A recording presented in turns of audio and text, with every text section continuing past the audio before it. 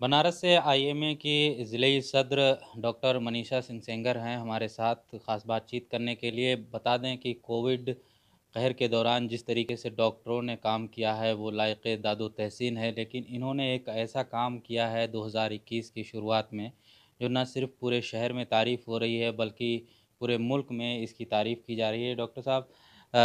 ज़ाहिर है कि ये आइडिया किस तरीके से आया कि कैलेंडर में लॉकडाउन की वो तस्वीरें बनारस की दिखाएँ,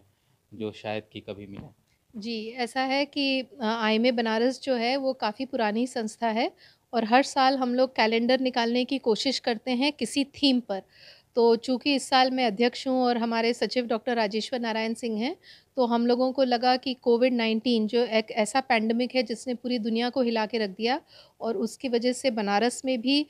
अच्छा खासा उसका असर दिखा और हम लोगों ने जो पूरा 9 महीने इसमें कोविड के दरमियान डॉक्टर्स के साथ जो भी मतलब दिक्कतें हुई या पब्लिक को जो भी दिक्कतें हुई, वो सब लोग जानते हैं और जो सबसे अनोखी चीज़ हुई थी कोविड के दौरान, एक तो महामारी तो थी ही, लेकिन जो लॉकडाउन हुआ, मुझे लगता है कि 100 साल पहले किसी ने सुना था कि ये पैंडेमिक था। पैंडेमिक आज से 100 साल पहले आया था इंडिया में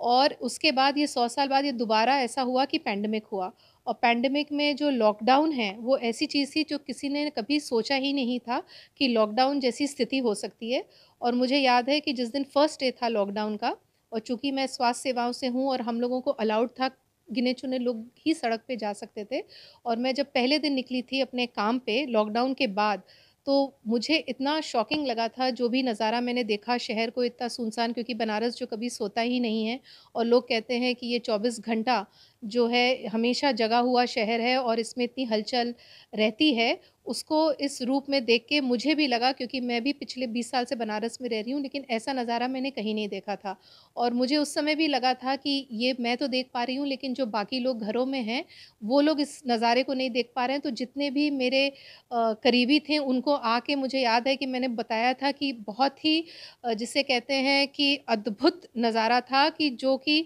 देख के यकीन नहीं हो रहा था कि इस तरीके से बनारस होता है। उसी समय मुझे लगा कि ये जो चीज़ें हैं, ये आम जनता तक, आम लोगों को कैसे मैं किस तरीके से दर्शा सकूँ या दिखा सकूँ कि बनारस का ये स्वरूप था कोविड के दरमियान। लेकिन कैलेंडर में सजाना वो तस्वीरें ज़ाहिर है कि हर वो तस्वीर जो हज़ारों कहा जाता है कि एक तस्वीर हज़ार वर्ड कहती है। जी। तो कोरोना काल जो बनारस शहर हमेशा जो है टूरिस्ट से भरा रहता था, लोगों की भीड़ रहती थी। कैलेंडर में सजाना इन तस्वीरों को, ये आइडिया कहाँ से आया? और ज़ाहिर है कि हर घरों में बेशतर लोग जब भी ये कैलेंडर देखेंगे तो वो यादें ताज़ा होंगी। ये आइडिया। हाँ, ये ऐसा है कि देखिए, जब हम लोग आए बनारस के हैं, तो हम लोगों ने ये तो सोचा था कि हम लोग बनारस की जो तस्वीरें हैं, उन्हीं को इस बार, क्योंकि बनारस से संबंधित ही तस्वीरें हम लोग सोच के लाते हैं कि इसमें अब की बार लाएँगे। तो हम लोगों को कोविड से रिलेटेड, और चूँकि हम लोग मेडिकल प्रोफ़ेशनल्स हैं, तो हम लोग हमेशा हमारे कैलेंडर में समाज को संदेश जाता है, क्योंकि ये बहुत लोगों तक पहुँचता है। जो हम अपनी बातें कहते हैं, एक तो वो माध्यम होता है, दूसरा एक अच्छा मैसेज जो होता है, हम लोग इसके माध्यम पब्लिक को देते हैं। तो लॉकडाउन का ये मतलब मेरा ये भी था कि आप जब लॉकडाउन को देखेंगे, तो आपको लगेगा कि साल भर कोविड-19 का, चाहे आप इसमें लॉकडाउन में देखिए, इसमें कई चीज़ें हैं। इसमें दिखता है कि बनारस एक तो कैसे शांत हुआ, कैसे नियम कानून इसका पालन किया। शासन की भी वाहवाही है कि उन्होंने लॉकडाउन को पूर्ण तरीके से इस तरीके से लागू किया। पब्लिक को भी इसमें मैं श्रेय देना चाहती हूँ कि उसने इसका पालन किया। तो ये हम बनारसियों के लिए और एक डॉक्टर्स की जो हम लोग की फ्रेटर्निटी है, और साथ ही साथ मैंने इसलिए 2021 में रखा, क्योंकि कई लोगों ने बोला कि कोविड तो बीत चुका है, तो इसकी यादें क्यों ताज़ा रखनी हैं। तो इस तरीके से कुछ मुझे ऐसे दृश्य नहीं देने थे जिसको देख के पीड़ा हो। तो कोविड से रिलेटेड तो कई चीज़ें हो सकती हैं, लेकिन मैं चाहती थी कि इस तस्वीर में ऐसा हो जो कोविड का संदेश भी दे और साथ ही साथ लोगों को एक मैसेज पहुँचाए और नज़ारे भी ऐसे लगें जो आँख को चुभे नहीं। और इस तरीके की जो लॉकडाउन की तस्वीर है, मुझे लगता है फिर दोबारा भगवान ना करे कि ऐसा कभी दोबारा लॉकडाउन हो, तो मुझे लगता है कि इस तरह की तस्वीरें अब आने वाले 100-200 वर्षों में शायद ही अब कभी देखने को मिले। और पीछे के भी 100-200 वर्षों में भी आप चाहे देख लीजिए, बनारस की जितनी भी पुरानी तस्वीरें हैं, किसी में भी आपको इस तरीके के दृश्य नहीं दिखेंगे, जहाँ आपको कोई भी सड़क पे नहीं दिखेगा और सब चीज़ एकदम ही शांत और बंद है और इसके तहत हर